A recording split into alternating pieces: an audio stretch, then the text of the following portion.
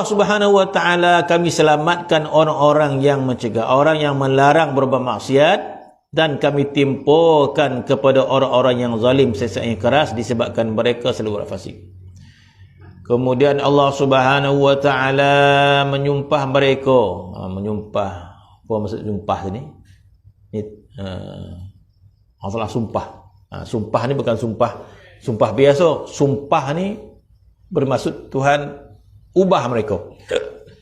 Kemudian Allah Subhanahu wa taala menyumpah mereka sehingga ada yang menjadi monyet. Kunu qiratan khasiin. Disebut taskhir. Allah Ta'ala ubah mereka. Kemudian Allah Ta'ala sumpah mereka hingga ada yang menjadi monyet. Dalam Quran kata kunu qiradatan khasiin.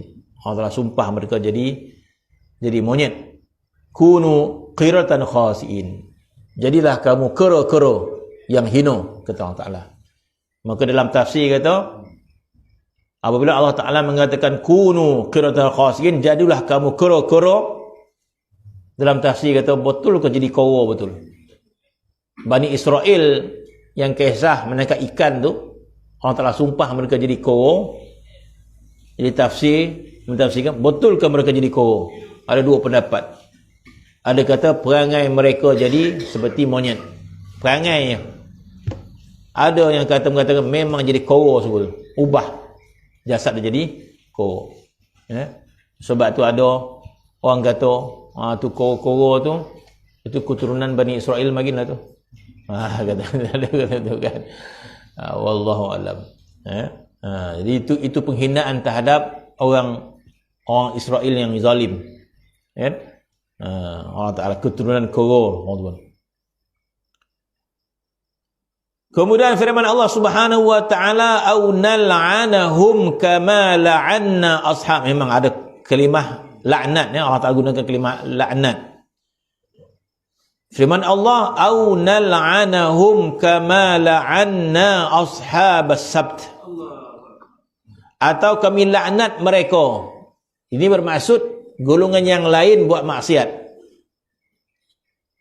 Selepas berlaku azab kepada Bani Israel yang menangkap ikan pada hari Sabtu tersebut, maka Allah Ta'ala laknat, tak salah itu ayat ni, laknat kepada orang musyrikin zaman Nabi SAW.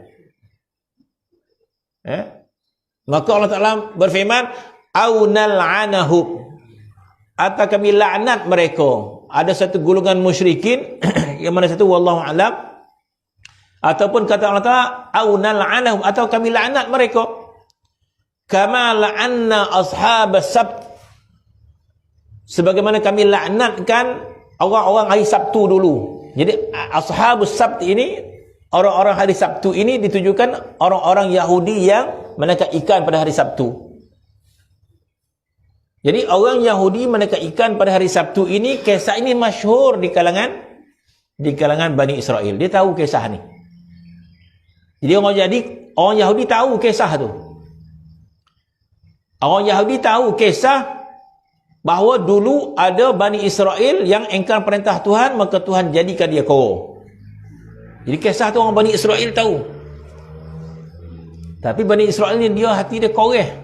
Walaupun dia tahu kisah tu, dia tetap melakukan. Jadi mungkin juga ayat ini ditujukan kepada orang Yahudi yang berada di Madinah ketika itu. Apakah Allah Ta'ala ingin, ataupun ayat ini mengancam orang Yahudi? Dia kata, apakah mereka ingin dilaknat oleh Allah Subhanahu Wa Ta'ala? Sebagaimana Allah Ta'ala laknat ashabus sabt dahulu? Atau kami laknat mereka sebagaimana kami laknat orang-orang yang berbuat maksiat pada hari Sabtu? Kerana itu hendaklah kita menjauhkan diri dan menyingkirkan ahli-ahli maksiat itu, setelah yakin bahawa mereka memang tidak akan menerima. Jadi ayat ini juga ditujukan kepada orang yang tidak mencegah maksiat. Sebab kisah Bani Israel yang menangkap ikan tersebut, yang disebut oleh Al-Imam Al-Haddad, ada 3 golongan. 2 golongan yang binasa, 1 golongan saja yang tak binasa.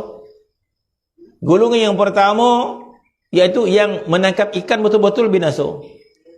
Yang kedua pula, tak tangkap ikan tapi tidak mencegah kemungkaran itu, maka dia binasa juga.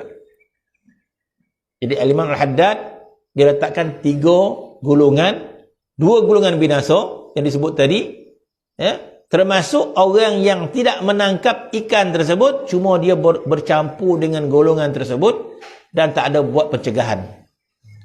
Dia tak nangkap ikan tapi dia tak mencegah kemungkaran. Maka yang tak mencegah kemungkaran ini juga terima bala itu. Maka ayat ini ditujukan kepada orang yang tidak mencegah kemungkaran untuk umat Nabi Muhammad sallallahu alaihi wasallam. Bermaksud bahaya kita sama juga lebih kurang bahaya orang buat maksiat tu. Orang buat maksiat, maka dia terdedah kepada azab Allah Subhanahu Wa Taala. Yang tak buat maksiat tapi tidak melakukan pencegahan, ini juga bahaya. Jadi bermaksud tak ada pilihan. Maka kita perlu melakukan amal ma'ruf nahi munkar. Kalau tidak, kita termasuk dalam ayat Quran au nal'anahum, ataupun Tuhan laknat mereka, yakni kepada orang yang tidak melakukan amal ma'ruf nahi munkar, terima juga laknat Allah Subhanahu Wa Taala. Kama la'anna ashabas sab, sebagaimana Allah Taala melaknat ashabus sab. Jadi ashabus sab itu yang terlaknat 2 golongan. Golongan yang melakukan larangan dan golongan yang tidak mencegah melakukan larangan. Jadi ayat ini juga ditujukan kepada umat Nabi Muhammad sallallahu alaihi wasallam tidak menjalankan kerja amal ma'ruf nahi munkar.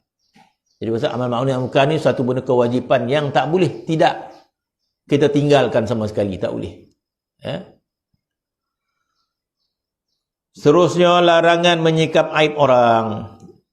Tajuk yang lain pula, habis amal ma'ruf nahi munkar. Mudah-mudahan Allah Subhanahu Wa Taala memberikan kita kekuatan. Amin ya rabbil alamin. Alhamdulillahilladzi tahammada kallama Musa wa astafa Muhammad. Thumma salatu wa salamu tu'tada li qalbi mursalih lada wal ali wa